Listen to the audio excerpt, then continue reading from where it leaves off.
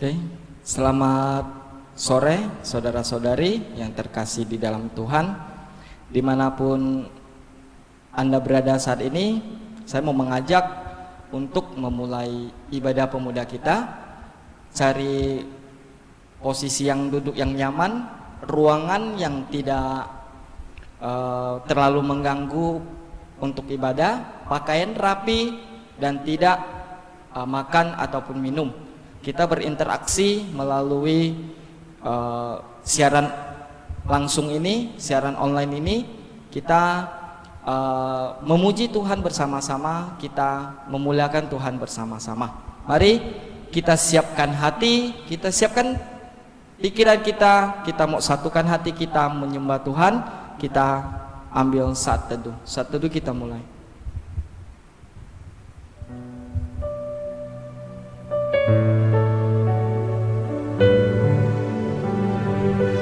Saat teduh selesai, pujilah Tuhan sebab Tuhan itu baik. Bermazmurlah bagi namanya sebab nama itu indah. Di tengah pandemi virus corona ini, mungkin pada saat ini kita tidak bisa bersama-sama di rumah Tuhan untuk menyembah Tuhan. Tetapi tidak menjadi satu alasan kita tidak beribadah, karena persatuan, keselarasan, kedamaian, kerukunan adalah suatu keadaan yang selalu didambakan setiap diri kita. Meskipun kita tidak bisa berkumpul bersama-sama, tetapi kita masih punya kesatuan hati untuk beribadah bersama-sama di tempat ini. Tuhan Yesus sendiri telah memberikan satu keteladanan bagi setiap diri kita dengan menanggalkan jubahnya, menjadi seorang hamba dan membasuh kaki murid-muridnya. Dan dia telah memberikan satu teladan kepada kita supaya kita juga berbuat hal yang sama apa yang telah Tuhan perbuat, yaitu kita bersatu melayani Tuhan, bersatu untuk menyembah Tuhan. Mari saya mau mengajak saudara-saudari untuk menyembah Tuhan. Kita mau naikkan pujian penyembahan. Kita katakan, satu dalam roh-Mu.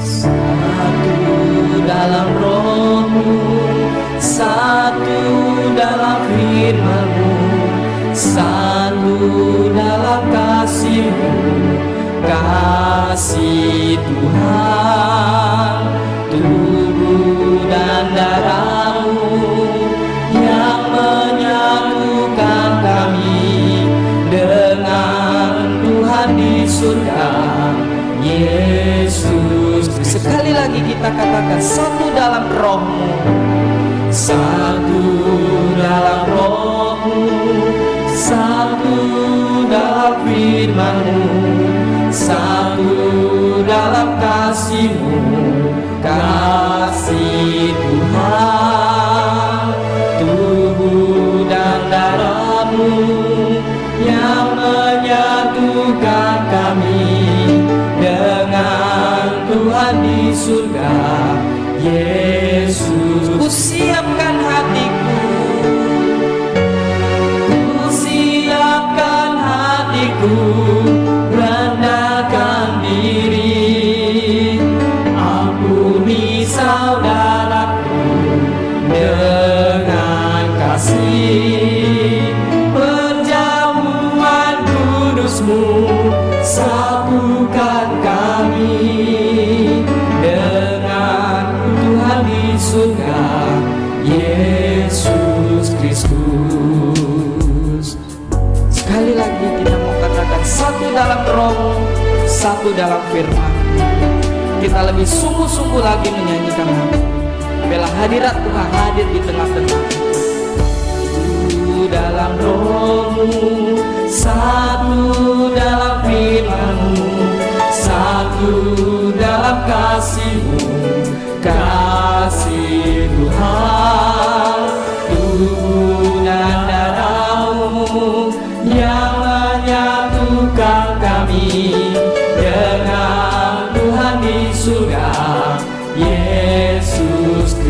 Yesus, ku siapkan hatiku.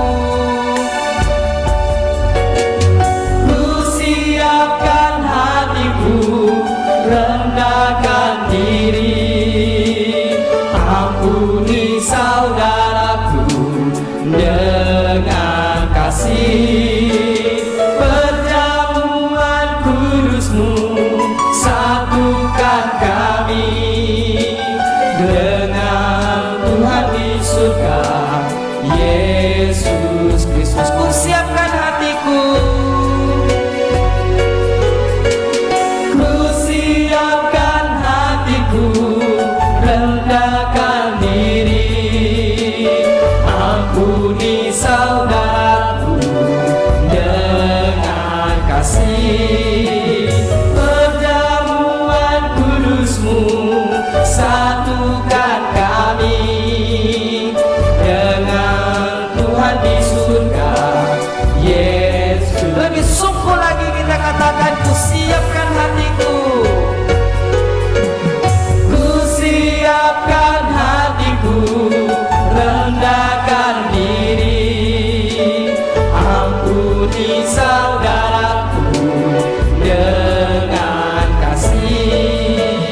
Perjamuan kudus-Mu satukan kami dengan Tuhan di surga, Yesus. Dengan Tuhan di surga, dengan Tuhan di surga, Yesus Kristus.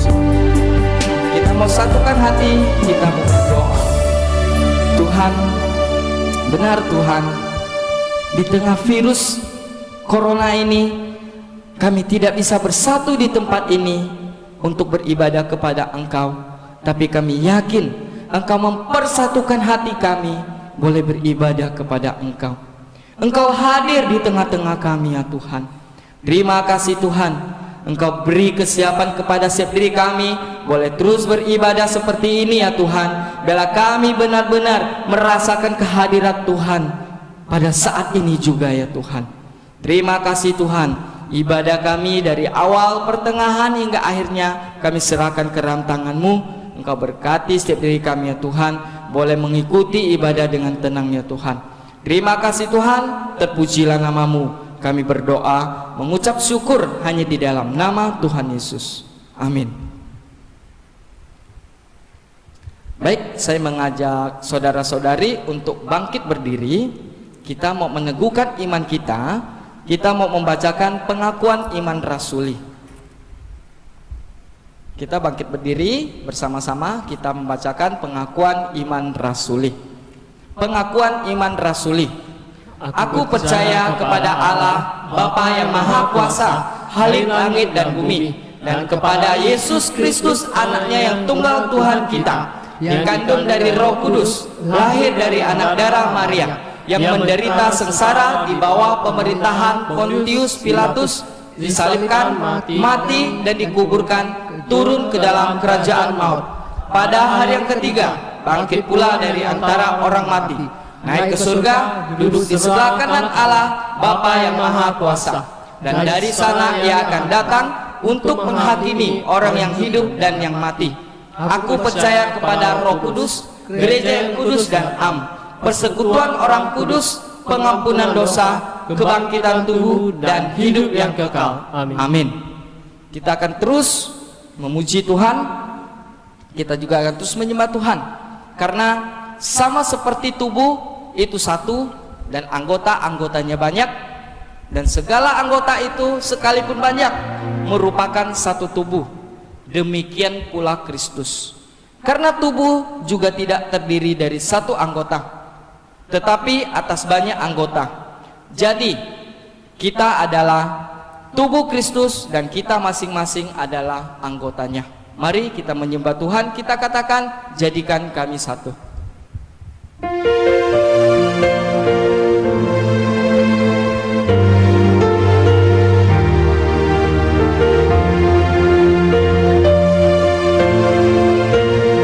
Kami rendahkan diri, kami rendahkan diri di hadapan-Mu.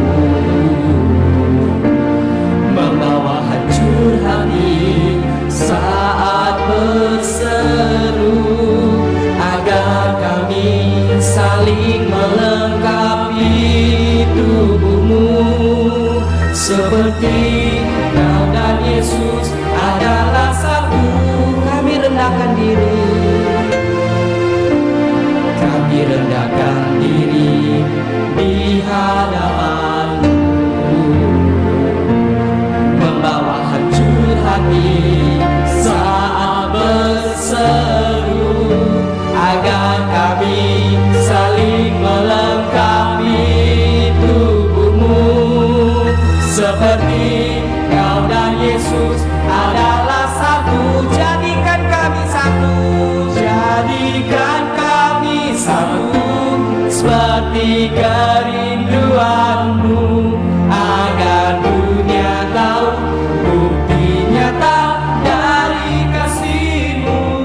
Sebelum kami pergi memberitakan kasih-Mu,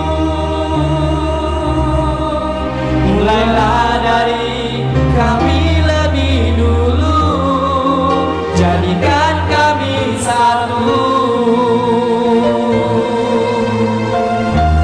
Lebih sungguh-sungguh lagi kita katakan, kami rendahkan diri di hadapan-Mu, Tuhan.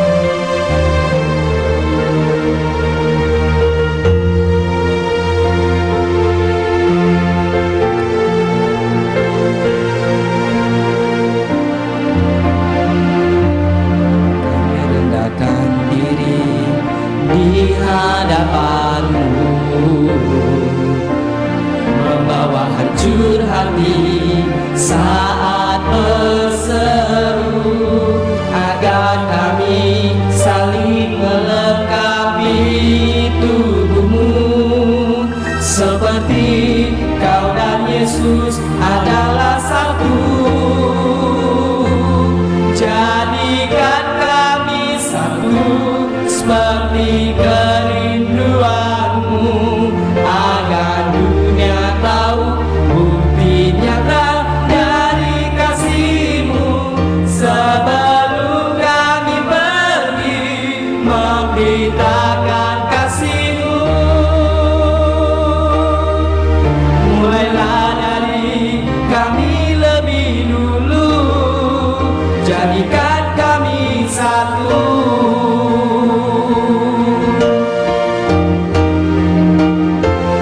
Jadikan kami satu, seperti kerinduan-Mu, agar dunia tahu bukti nyata dari kasih-Mu. Sebelum kami pergi memberitakan kasih-Mu, mulailah dari kami lebih dulu, jadikan kami satu. Mulailah dari kami lebih dulu, jadikan kami satu. Mulailah dari kami lebih dulu, jadikan kami satu.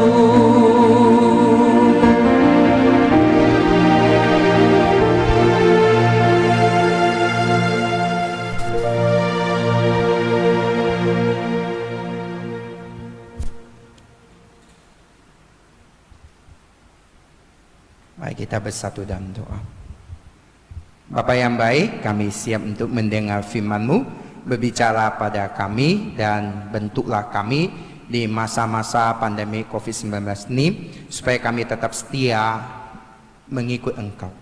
Dalam nama Yesus Kristus kami berdoa. Amin.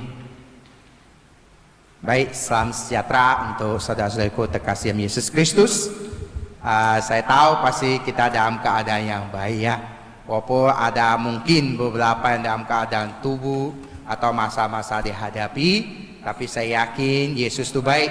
Dia akan menolong dan menyertai. Baik, saya hari ini mau kita bersama-sama belajar satu tema, yaitu mengikut Tuhan dengan sepenuh hati. Saudara-saudara terkasih Yesus Kristus, tema bulan ini kita mengambil satu tema besar. Satu bulan itu ada belajar kerendahan hati Tuhan Yesus. Dari minggu pertama, kedua, ketiga, keempat kita terus belajar, dan kita ini ada di minggu kelima. Kenapa mengikuti Tuhan dengan sepenuh hati? Ada sebagian orang menyangka bahwa ketika dia mengikut Tuhan itu sangat mudah. Tapi ada orang juga mengatakan ketika dia mengikut Tuhan itu tidak mudah. Bagi orang yang baru mengikut Tuhan itu sangat mudah, ya. Bagi orang yang sudah lama mengikut Tuhan, dia akan merasa itu sangat berat. Seperti kita jalan kan, kita jogging, kita jalan pagi.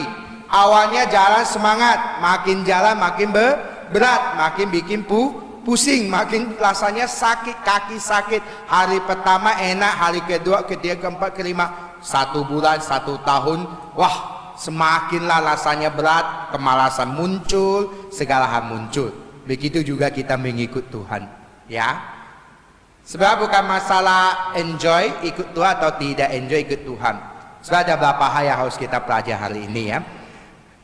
Saya juga mengatakan dalam mengikut Tuhan kita butuh rendah hati, ya. Mengikut Tuhan kita butuh rendah hati. Supaya apa? Kita sampai tujuan kita. Saya mengikut Tuhan berapa? Karena kepingin keselamatan, kehidupan yang lebih baik, diberkati, dan akhirnya sudah memperoleh mahkota kehidupan, yaitu surga, kan? Saya yakin kalian mengikut Tuhan karena kalian kepingin sesuatu yang lebih baik dari hidup kita yang sekarang. Dan dalam mengikut Tuhan kita butuh rendah hati lah. Kalau orang yang tidak rendah hati, dia susah mengikut Tuhan. Saya juga mengatakan begini, mengikut Tuhan itu seperti berjalan di tepi lembah, ya, di tepi lembah, di mana jalan yang sempit, di mana di bawah ada jurang yang sangat dalam. Kalau jatuh di bawah itu sangat berbahaya. Mengikut Tuhan itu seperti berjalan di jalan yang sempit di tepi jurang, di mana kita perlu hati-hati, di mana kita perlu mengikuti tuntunan orang yang di depan, di mana kita perlu mengikuti cara-cara penuntun kita supaya kita bisa melewati jalan di lembah itu. Mengikut Tuhan perlu hati-hati. Mengikut Tuhan juga harus was-was. Mengikut Tuhan juga harus perlu taatan, baru bisa keluar. Kalau tidak, saudaraku, salah sedikit saudaraku akan jatuh. Saudaraku salah sedikit saudaraku akan jatuh. Dan ketika jatuh, dia hanya 2, luka atau mati. Banyak orang Kristen karena tak rendah hati, jalan Tuhan tidak hati-hati, sembarangan jalan, akhirnya dia jatuh. Maka tak heran ya, ketika saudaraku mendengar berita, ini orangnya dulunya Kristen, sekarang mualaf. Oh, dulu orang Kristen, masuk Buddha. Wah, dulunya dia begitu semangat melayani, sekarang hidupnya hancur. Dulunya bilang Tuhan, Tuhan, Tuhan, sekarang dia bilang hantu-hantu. Ya, tak heran banyak orang Kristen yang tidak selesai dalam mengikut Tuhan. Namun ada juga yang selesai sampai akhir hidupnya dijemput oleh Tuhan, bahkan dia meninggalkan dunia ini penuh sukacita. Saya tak tahu saudara-saudariku akan menempuh jalan yang mana. Mungkin sekarang kita sebagai komisi pemuda masih muda, ya. Mungkin ada usianya baru belasan tahun, ada yang 20-an tahun, ada yang 30-an tahun. Ya, kapan saudara akan mengakhiri hidup saudara? Saya tak tahu. Tapi ketika kamu mengakhiri hidup kalian, apakah kalian kedapatan tetap setia, tetap meninggal di dalam iman yang teguh? Saya tidak tahu. Berapa lama lagi kalian hidup? 10, 20, 30, 40, saya tak tahu. Apa yang akan kalian hadapi, ketemui, kesusahan, sukacita? Saya tak tahu. Ya, hasil akhir itu yang menjawab. Karena kata Rasul Yohanes, ya, siapa yang sudah pada akhirnya, dia akan mendapat mahkota kehidupan. Kata Rasul Paulus, siapa yang sudah bekerja keras, melatih diri sampai ke garis finish, dialah pemenang. Saudara sampai garis finish, saudara akhiri dalam mahkota kehidupan, saya tidak tahu. Ya, itu hal yang sangat penting. Maka hari ini saya mengajak kita belajar bagaimana kita bisa mengikut Tuhan sampai garis finish, sampai pada mahkota kehidupan. Saya ngajak kita buka Alkitab kita di dalam Lukas pasal 18 ayat 18 sampai 30. Lukas pasal 18 ayat 18 sampai 30. Kalau saudaraku siapkan Alkitabnya, saya ngajak kita baca. Ya, silakan saudaraku buka Alkitabnya. Dan saudara-saudariku baca Alkitabnya. Kurang lebih 5 menit lah. Kita ambil waktu untuk baca. Silakan buka Alkitabnya, silakan dibaca 5 menit ini.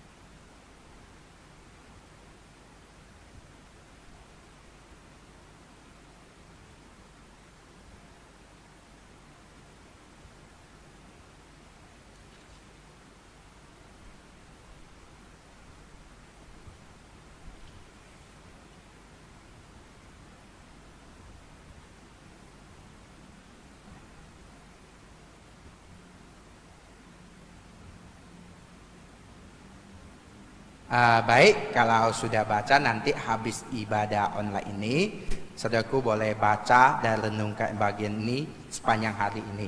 Ya, baik saudaraku, di bagian firman Tuhan Lukas pasal 18 ayat 8 sampai 30, di situ dengan jelas di ayat 1 di ayat 18 dikatakan bahwa ada seorang pemimpin bertanya kepada Yesus. Di bagian firman Tuhan yang lain dikatakan ada seorang muda yang kaya. Di bagian ini dia katakan ada seorang pemimpin. Tapi orang ini memang kaya. Ya, kaya, punya uang, punya segala hal. Bahkan Lukas pakai istilah pemimpin, berarti dia punya kuasa. Dia punya wibawa. Pokoknya dia punya segala hal. Apa yang dia tanyakan kepada Yesus? Dia tanyakan tentang peroleh hidup yang kekal. Nah, ini dia intinya. Orang itu bertanya, guru yang baik, apa yang harus aku perbuat untuk memperoleh hidup yang kekal?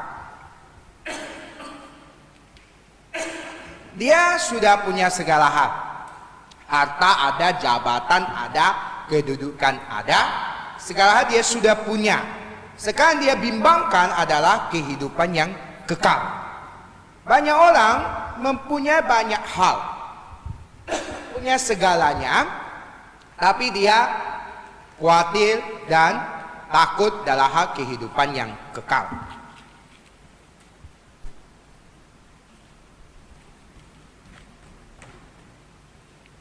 Dalam kehidupan yang kekal, ya. Dan saya yakin banyak orang Kristen juga zaman sekarang, kamu lihat dia baik, dia hebat, dia punya segala hal, dia punya hikmat, dia punya hal. Sebenarnya dia juga masih bimbang apakah dia akan memperoleh kehidupan kekal. Dan benar itu banyak orang Kristen sampai sekarang masih takut akan hal itu. Dia hanya orang yang di dalam Lukas ini saja. Saya tanyakan kembali kepada saudaraku, yakinkah saudaraku masuk surga? Yakinkah saudara mendapat keselamatan? Kalau ditanyakan itu ini kalau penginjilan dan itu paling suka ditanyakan. Yakin gak kau masuk surga? Ya, ada yang bisa jawab yakin, ada jawab belum tahu, ya kan? Dan memang yang menentukan itu adalah hasil akhir kita dalam kita melalui perjalanan hidup ini, ya saudaraku. Apa jawab Yesus kepada orang kaya ini, kepada pemimpin ini? Yesus menjawab, wah, lakukanlah hukum Taurat. Ya, engkau tentu mengetahui segala perintah Allah. Jangan berzina, jangan membunuh, jangan mencuri, jangan mengucapkan saksi dusta, hormatilah ayahmu dan ibu. Banyak dalam hukum Taurat. Kalian tahu apa jawab orang pemimpin itu? Dia bilang apa Pak Yesus? Semuanya itu telah kuturuti sejak masa mudaku. Hebat enggak orang itu? Ya, hebat kan? Mana orang bisa mampu menuruti semua itu dengan sempurna? Tapi pemimpin ini mengatakan, sejak kecil saya sudah melakukannya sampai saat ini dan tanpa bercela. Semuanya dia lakukan, 10 hukum Taurat dia lakukan, semua perintah hukum Taurat dia lakukan tanpa bercela. Ya, tapi dia masih tanya Pak Yesus, bagaimana dia memperoleh hidup yang kekal. Soalnya bagi dia orang Yahudi, dia sudah melakukan itu, dia sudah harus punya keyakinan bahwa dia bisa masuk kekal, hidup kekal, masuk surga, karena dia sudah melakukan hukum Taurat. Ternyata, saudaraku, untuk memperoleh hidup kekal tidak hanya melakukan hukum Taurat. Benar kan? Dia yang melakukan hukum Taurat. Lalu jawab Yesus apa? Ya, mendengar itu Yesus berkata apa? Masih tinggal satu hal lagi yang harus kau lakukan. Satu hal saja. Berarti dia kurang satu, ya kan? Semua dia sudah lakukan. Yesus bilang satu saja. Apa itu? Yesus bilang apa? Jualah segala yang kau miliki dan bagi-bagikan itu kepada orang miskin, maka engkau akan beroleh harta di surga. Kemudian datanglah kemari dan ikutlah aku. Satu hal itu saja. Jual apa yang dia miliki, bagikan kepada orang miskin, datang ikut aku. Itu yang Tuhan Yesus katakan. Ikut aku. Untuk ikut aku, kau jual apa yang kau miliki, kau harus berikan kepada orang miskin. Apakah yang Tuhan tekankan itu hartanya, apa yang dia miliki? Orang miskin ikut Tuhan. Di sini ada 3 kan? Jual apa yang kamu miliki. Yang kedua adalah berikan kepada orang miskin. Ketiga ada ikutlah aku. Apakah Tuhan tentukan itu 3 hal? Sebenarnya satu hal yang sangat Tuhan tentukan. Hatimu. Itu yang sebenarnya Tuhan Yesus tentukan. Hatimu. Ya. Hatimu itu yang serahkan sepenuhnya kepada Tuhan. Maka kau akan memperoleh hidup yang kekal. Hatimu, hidupmu, apa yang kau miliki, Tuhan tidak tekankan di situ hartanya atau orang miskin, tapi itu adalah hatimu yang berserah, hatimu yang sungguh-sungguh, hatimu yang memang tertuju kepada Tuhan. Itu yang Tuhan tentukan, tekankan di situ. Oh, bagaimana dengan pemimpin itu? Ayat 23 itu sangat jelas. Ketika orang itu mendengar perkataan itu, ia menjadi amat sedih, sebab ia sangat kaya. Kan? Ketika Yesus bilang kamu hanya kurang satu, jual apa yang kau miliki, berikan kepada orang miskin, maka kau akan mendapat harta di surga, ikut aku. Tapi orang itu ketika mendengar jual apa yang kau miliki, berikan kepada orang miskin, ikut Yesus, dia kecewa, dia sedih. Kenapa? Hartanya banyak, dijual, dia berpikir dia akan miskin. Kedua, berikan orang miskin yang akan mendapat enaknya. Ketiga, mengikut Yesus itu tidak enak. Yesus berjalan-jalan kemana-mana, keliling kemana-mana, hidup dalam segala kesederhanaan, tidak mewah-mewah, tidak segala kelimpahan. Yesus menghadapi banyak tantangan, banyak orang dia hadapi, banyak penolakan. Orang itu ketika mendengar itu, dia hanya pikir semuanya itu dia akan hilang, lalu dia akan menderita, lalu dia akan susah. Itu yang dipikir oleh banyak orang Kristen zaman sekarang. Mengikut Yesus itu susah. Maka kau injili orang Tionghoa suruh dia percaya Yesus, dia mengatakan apa? Mengikut Yesus tidak bisa berjudi, mengikut Yesus tidak bisa tulis angka, mengikut Yesus tidak mabuk-mabuk, mengikut Yesus tidak enak. Ya, oh mengikut Yesus tak bisa menipu. Justru saya dapat harta dari menipu, berdagang menipu. Maka banyak orang Tiongkok bilang jangan dulu. Ya, kau menginjil orang hanya pikir perutnya, orang hanya pikir kenikmatannya. Lalu kau bilang pada orang Kristen Tionghoa, mau jadi pendeta, ikut Yesus seumur hidup melayani dia. Saya ingat dulu saya bilang saya mau sekolah teologi ke papa saya. Papa saya bilang apa? Susah, nanti kamu, dia bilang. Ya, susah. Orang Jawa tuh pikir pasti kamu jadi hamba tuh susah. Ya, serba kekurangan. Dan memang orang zaman itu ikut Yesus dalam segala kesederhanaan, tidak dalam kemewahan, makan sederhana, ya kan? Ya, mau tak mau itu adalah pilihan dan hati. Bagaimana dengan saya mengikut Yesus? Sekarang banyak orang muda tidak mau ikut Yesus loh. Kamu lihat di negara-negara barat, kamu lihat di beberapa kota-kota besar di Indonesia, pemudanya itu sangat sepi. Ini muda-muda zaman modern sekarang, apa yang mereka pikirkan? Susah, tidak bebas mengikut Yesus. Mengikut Yesus tidak boleh inilah, tidak boleh itulah, tidak boleh bergaul lah, tidak boleh bergaul dalam hal-hal, tidak boleh ke diskotik lah, tidak boleh berfoya-foya, tidak boleh bersenang-senang, tidak boleh seks bebas lah, kumpul kerbau lah, atau apa segala. Anak muda zaman sekarang, modern sekarang, mereka terpengaruh oleh kemodernisasi, mereka ingin bebas, mereka tidak mau ditekan.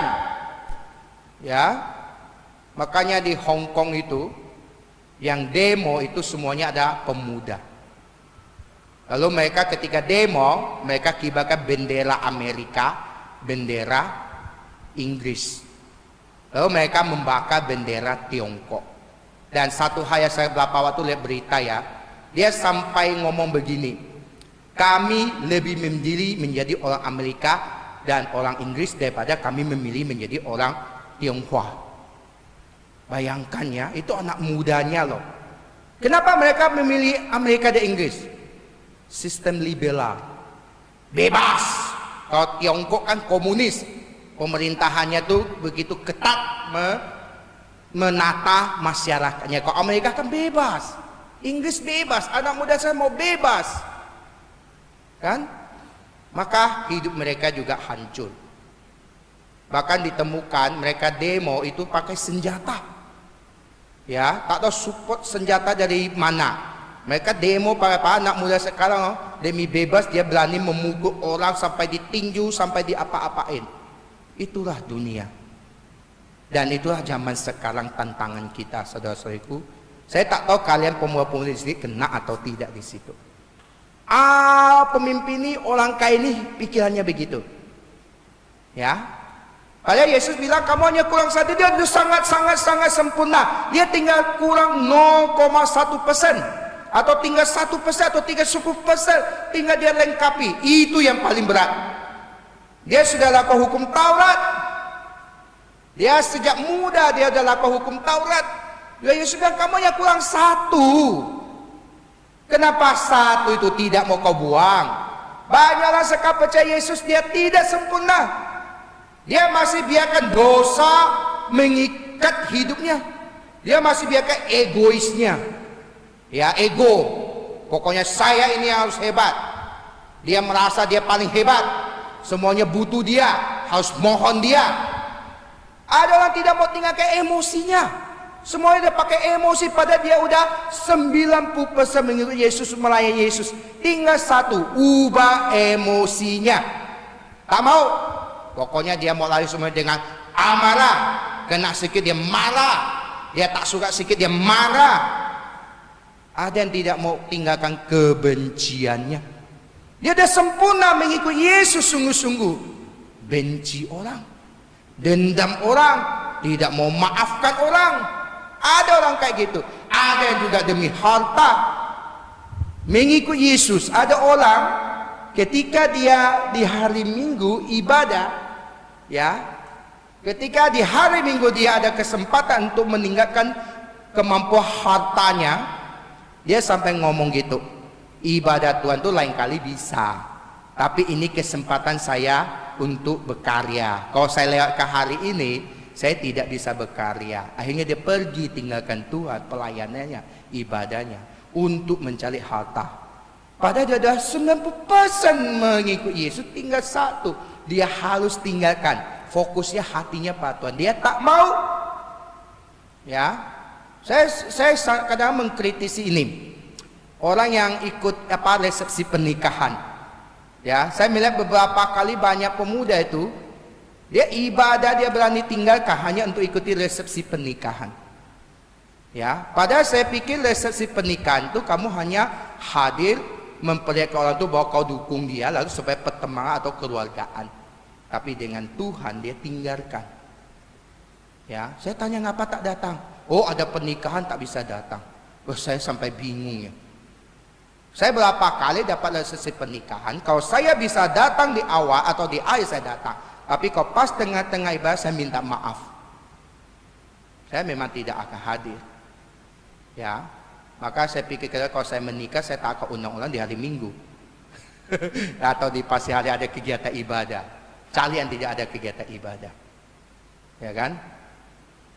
Itu penting loh, itu hal yang sangat kecil ya, saudara-saudaraku, kecil sekali. Tapi ketika saudara lakukan itu menjadi besar, seperti orang ini.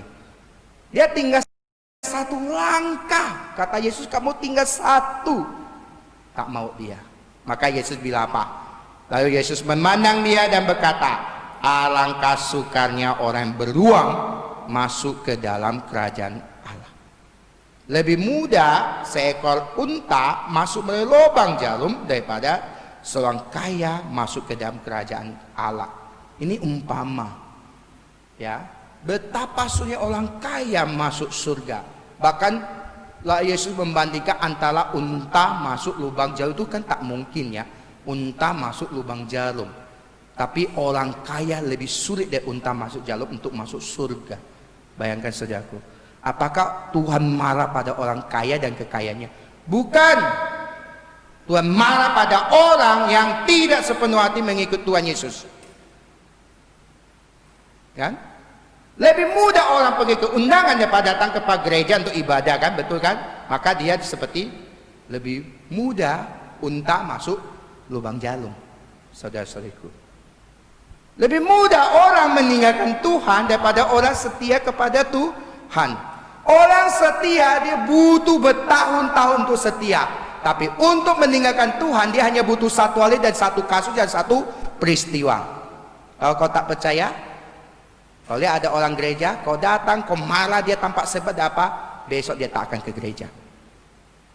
Ini orang gereja apaan? Datang marah-marah, gereja setan kali ini. Besok tak mau datang. Kan? Lebih mudah orang kecewa karena manusia. Dan dia meninggalkan Tuhan yang tidak pernah mengecewakan dia. Lebih mudah orang karena emosi meninggalkan Tuhan lewat pertengkaran. Padahal Tuhan tidak tahu apa-apa. Lebih mudah orang berbuat sesuatu yang kejam, lalu dia menyalahkan Tuhan, dia buat sendiri, dia menyalahkan, dia pergi tinggalkan Tuhan. Lebih mudah orang senang kekecewaan daripada dia berkenan kepada Tuhan. Benarlah, saya selalu mendengar kecewa sama aku dengan dia. Ada bilang, aku mau ganti agama nih lah, aku coba mau ke situ lah, aku mau ke situ karena orang sini tak menyenangkan apa. Lebih mudah diucapkan itu. Tapi tak bisa diucapkan, bagaimanapun ini gereja saya. Bagaimana Tuhan tak bersalah sama saya. Bagaimana ada kesalahan saya. Maka saya tidak layak untuk marah Tuhan. Lebih mudah orang menjadi Yudas Iskariot daripada menjadi Simon Petrus. Benar tak? Sama-sama menyangka Yesus. Yudas lebih parah menjual Yesus. Apa dia Yudas? Egonya itu, dia bukan datang patuhan, dia pergi bunuh diri dan mati. Tapi Petrus, dia letak ke egonya. Yesus ditangkap, dia ikuti Yesus. Walaupun di situ dia menyangka Yesus, tapi dia tetap di dekat Yesus. Dia tahu Yesus itu tak bersalah. Dia mau berusaha berbuat sesuatu tapi dia tak mampu. Akhirnya dia menangis. Dan Tuhan membuat dia seorang yang hebat. Sekali berkhotbah 3.000 orang bertobat. Yudas hanya dicatat dia jatuh, tubuhnya kena batu, perutnya pecah. Itu saja yang dicatat tentang Yudas Iskariot. Pemohon ini, saudara-saudariku, apa akhir kamu? Simon Petrus atau Yudas Iskariot? Saya tak tahu. Intinya ada hati. Ya, maka Yesus pernah berkata ya di dalam Lukas pasal 18 ayat 26 sampai 27. Dan mereka yang mendengar itu berkata, jika demikian siapa yang dapat diselamatkan? Siapa? Tuhan Yesus tak bilang siapa-siapa. Tuhan Yesus bilang apa? Kata Yesus, apa yang tidak mungkin bagi manusia, mungkin bagi Allah. Tidak ada mustahil bagi Allah kok. Bagi Allah tak masalah, tapi bagi kita jadi masalah. Allah datang menyelamatkan. Kamu mau selamat tak selamat itu urusanmu. Allah sudah berusaha bekerja untuk keselamatanmu. Kamu tidak mau mempertahankan keselamatan, urusanmu. Maka Yesus katakan begini ya, Matius pasal 6 ayat 20 sampai 21. Tetapi kumpulkanlah bagimu harta di surga. Di surga ngengat dan karat tidak merusaknya, dan pencuri tidak membongkar serta mencurinya. Karena di mana hatimu berada, di situ juga hatimu berada. Di mana hartamu berada, di situ hatimu berada. Itu penting. Hatimu kau letakkan di mana? Kau letakkan pada Tuhan atau letakkan pada hartamu? Atau usahamu, bisnismu, atau egomu, kesenanganmu, kekecewamu, amalanmu, kebencianmu? Di mana kau letakkan hatimu? Kau letakkan hatimu di hatimu pada Tuhan, pada gerejanya, pada pelayanannya. Lihatlah hasil yang begitu luar biasa kamu peroleh. Tapi kalau kamu letakkan hatimu pada pacarmu, pada usahamu, lihatlah kegagalan, lihatlah kekecewaan. Kamu letakkan pada manusia, lihatlah manusia itu akan menjadi bumerang untukmu. Kau letakkan pada amalanmu, kebencianmu, dan kesombonganmu, itu yang akan datang menghancurkanmu, meracunimu, membunuhmu. Silakan saudara kau pilih, letakkan di mana. Saya tak tahu kalian letakkan di mana, karena yang menentukan itu hasil akhirnya. Sekarang kau bilang, saya cinta Yesus, nyanyi lagu ku mau cinta Yesus selamanya tiap malam. Putus cinta, putus juga dengan Tuhan, itu kan? Ku mau cinta Yesus selamanya. Kita putus ya, Tuhan engkau tidak tolong saya, kita juga putus. Kan besok tak mau datang ke gereja. Kenapa? Putus cinta. Apa salah Tuhan? Tuhan tak tolong sih. Kan banyak orang kayak gitu. Bisnis gagal, lihat orang kecewa, amarah, hanya Tuhan yang dia tinggalkan. Buat apa kau nyanyi ku mau cinta Yesus, ku mau cinta Yesus sama-sama? Karena hatimu kau letakkan di mana sebenarnya. Orang kau letakkan hatinya pada Tuhan, pelayanan is okay. Waktu apapun dia bisa, dia datang, dia berikan terbaik. Dia tak akan ngomel-ngomel, dia tak akan ngeluh, dia akan bekerja. Walaupun orang tidak mau bekerja. Itu sebab hatimu ketahuan letak di mana. Orang paling banyak ngomel apa dulu dia? Ya kan? Maka saudara-saudara terkasihan Yesus Kristus ya, ini penting. Maka Yesus kata, di mana hartamu berada, di situ hatimu berada. Di mana Yesus kau letakkan, di situ hatimu harus ada. Di mana hatimu kau letakkan, di situlah kau akan berpusat di situ. Kau letakkan kepada manusia, kau akan berusaha menyenangkan manusia. Kau letakkan pada harta, kau akan bekerja keras untuk mencari harta itu. Tuhan pun kau langkahi. Saya banyak orang cari harta. Tuhan bilang jangan-jangan, dia bilang Tuhan kau tepi dulu. Tunggu aku kaya baru aku datang padamu. Ya, banyak orang segan segitu. Hatinya, pentingnya saudaraku. Maka Tuhan Yesus katakan apa ya? Kasihilah Tuhan Allahmu dengan segenap hatimu, dengan segenap jiwamu, dan dengan segenap akal budimu. Itu hal yang sangat penting. Kasihi Tuhan dan kasih sesama. Karena kasih Tuhan menunjukkan hatimu letak di mana. Ya, saya jujur kasih tahu ya, kalau hati kita letakkan di pada Tuhan, dunia ini berubah, dunia goncang, dunia pecah empat, tidak akan pernah mempengaruhi hati kita pada Tuhan. Tapi kalau letakkan hatimu pada kesehatan, sekarang kau pasti ketakutan. Apa? Virus corona merajalela. Matilah aku, ayo bagaimana? Tapi kau lupa Tuhan. Kau letakkan pada harta. Sekarang ekonomi susah, dunia susah ekonomi, ya bisnis sekarang susah. Kau pastikan takut, stres. Kenapa? Kau letakkan pada harta. Kau mulai cari yang lain, kau mulai khawatir yang lain. Khawatir akan ada, tapi kau tidak mengandalkan Tuhan. Kenapa? Tuhan pun kau injak. Oh, sorry Tuhan, aku hari ini tak bisa ibadah karena aku ada kerja mau cari uang. Oh Tuhan, sorry aku tak bisa ya, hari ini saya mau jalan-jalan dengan pacar saya. Tuhan kasih kau 7 hari, kau ngapa harus jalannya waktu ibadah? Oh, waktu ibadah banyak waktu, itulah setannya hebat ya. Dia pasti kasih kau waktu di waktu ibadah. Waktu yang lain kau lagi sibuk. Ibadah pas kosong. Waktunya kita bersenang-senang. Tuhan pun kau injak-injak kok. Bagaimana kau mau diberkati Tuhan? Maka jangan heran, kamu jangan ngucap berkat-berkat kau hidupmu, hatimu tidak letakkan pada Tuhan. Jangan bilang, Tuhan akan berkati saya Tuhan, tolong saya jadikan saya kaya, saya ini, saya mau ini.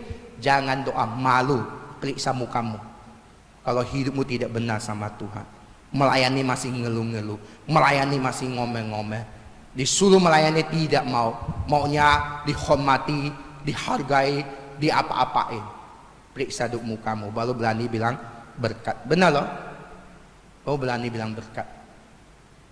Ya, mari saudaraku terkasih ya.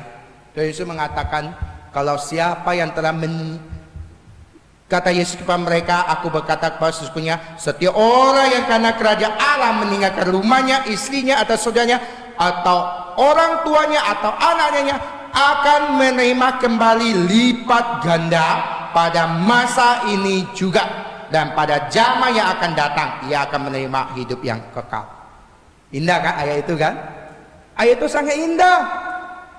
Siapa orang yang karena kerajaan Allah, karena Yesus dia menderita, karena Yesus dia korbankan pasangannya, karena Yesus dia utamakan Tuhan Yesus, dia rela usahanya susah, karena Yesus dia korbankan kelelahannya. Oh lelah tuh aku baru pulang kerja, tapi karena melayani Tuhan saya harus datang. Karena Yesus siapa berani bilang Tuhan ini aku tetap setia.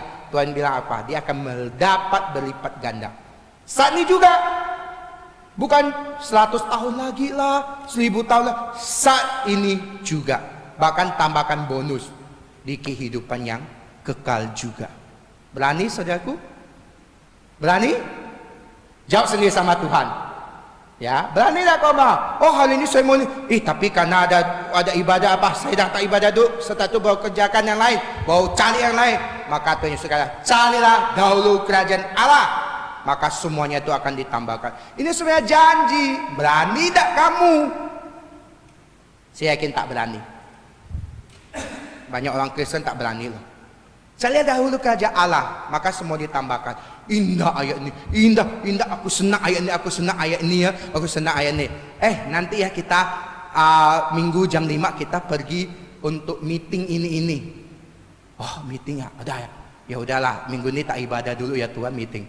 Indah ayat apaan? Berani ngomong ayat itu indah, sekali dapat godaan, hancurlah dia. Hati-hati saudaraku ya. Maka sekarang kita tidak diberkati loh. Benar kan hidup kita susah, benar kan kita menderita, benar kan tidak ada sukacita, benar. Bukan masa Tuhan, bukan masa gerejanya, masalahnya ada hatimu letak di mana. Ikutlah dengan Tuhan, ikutlah Tuhan dengan tulus, letakkan hatimu pada Tuhan, biarkan Tuhan berkarya. Jangan minta yang muluk-muluk lah. Kau perbaiki dirimu dulu. Sungguh-sungguh ikutlah Tuhan dulu. Lihat berkat Tuhan mengalir. Mari kita berdoa. Bapa yang baik, terima kasih Bapak untuk firman-Mu ini. Berkatilah jemaat-Mu, lindungilah mereka. Dalam nama Yesus kami berdoa. Amin.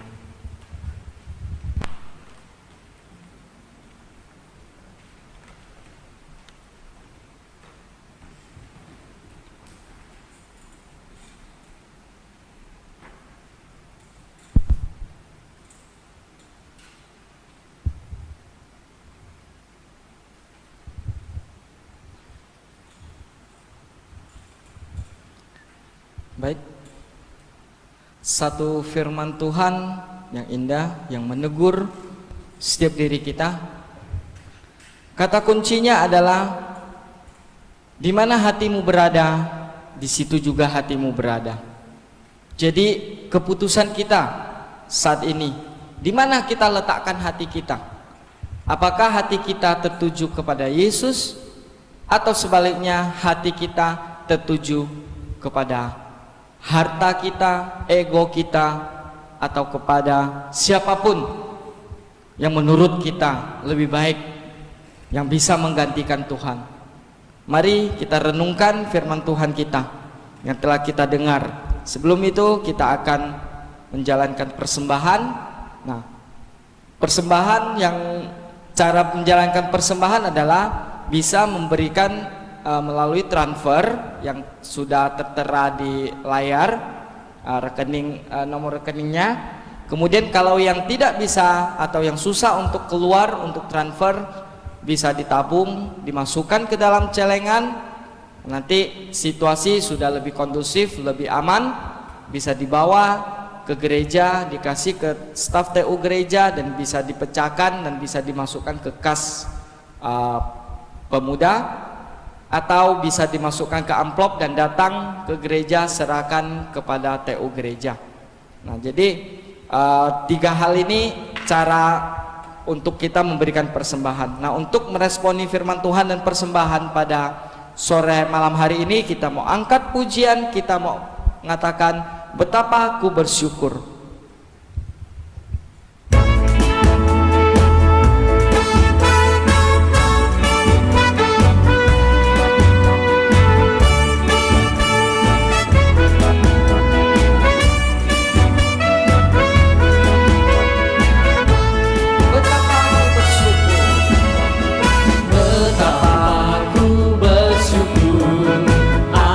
Segala berkat semua yang kau berikan berguna bagiku.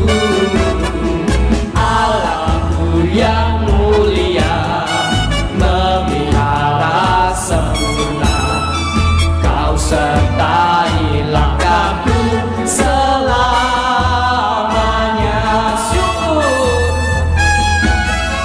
Syukur, bersyukur kepadamu, ku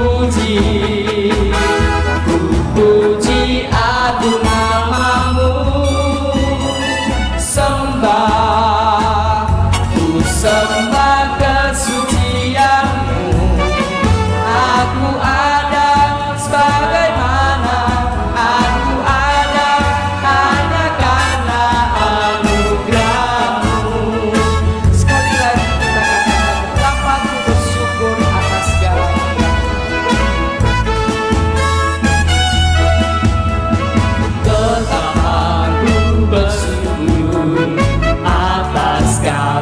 berkat-Mu, semua yang kau berikan berguna bagiku. Allahku yang mulia memelihara sempurna, kau sertai langkahku selamanya.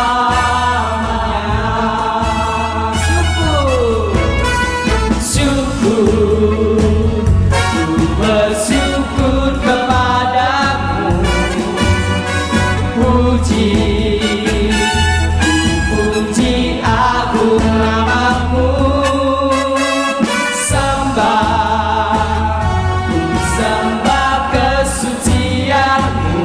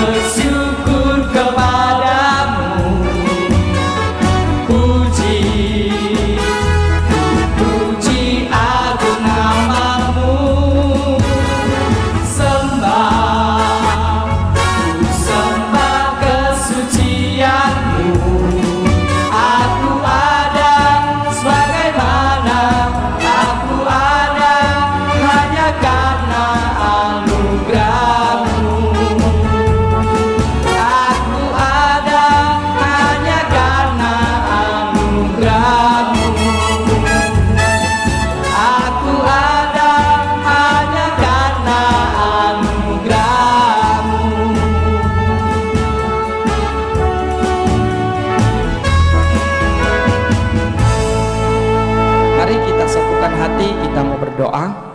Bapa di dalam surga, terima kasih ya Tuhan, betapa hari ini kami bersyukur kepada Engkau.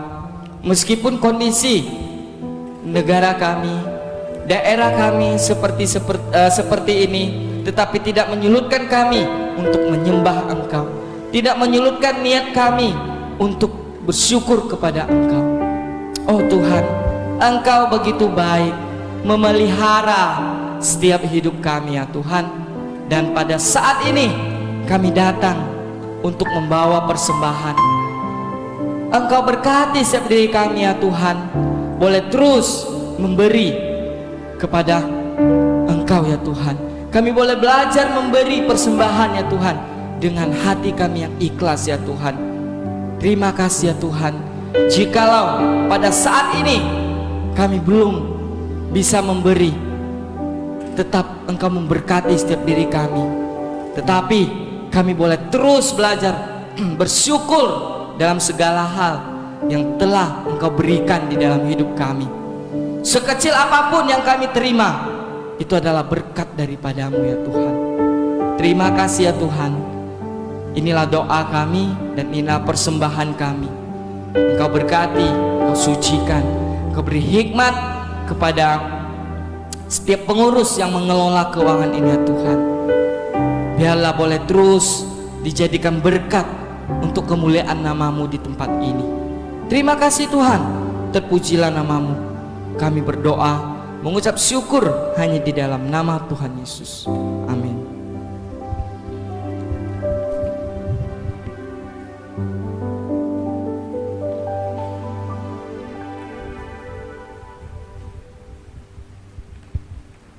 Shalom teman-teman semua, kiranya kita semua boleh dalam keadaan sehat dan kita boleh terus berdoa untuk virus corona ini biarlah boleh segera berlalu dan kita semua boleh kembali beribadah di gedung gereja seperti dulu. Oke, teman-teman, kita juga kiranya semua boleh tetap setia beribadah kepada Tuhan, baik dalam persekutuan pribadi maupun dalam ibadah online. Dan juga untuk panduan ibadah online, kiranya teman-teman boleh mengikuti seperti mengikuti ibadah umum seperti biasanya, menggunakan pakaian rapi, tidak makan dan minum, dan juga boleh mengikuti arahan dari WL seperti bertepuk tangan, berdiri dan sebagainya.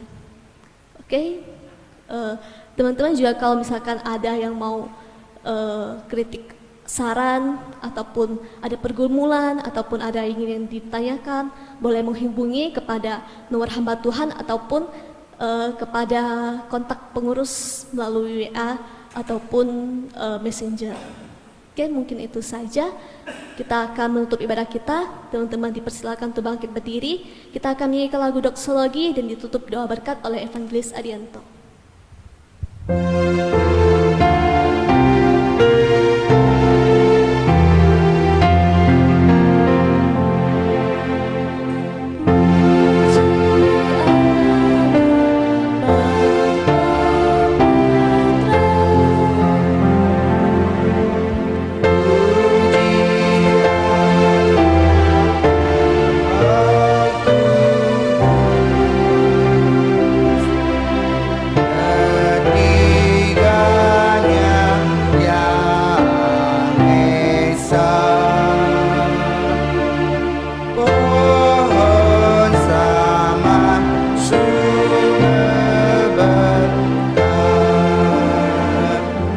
Mari jemaat terkasih dalam Yesus Kristus, pulang dan lakukanlah firman Tuhan.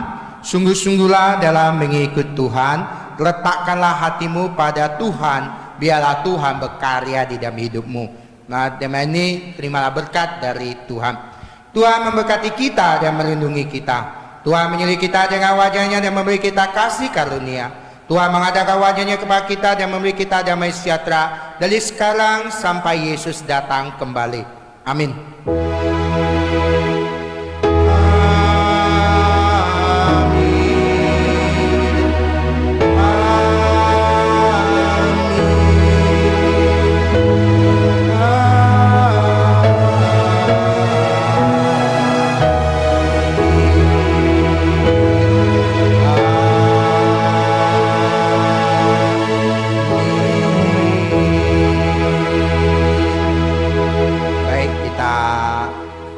saat teduh.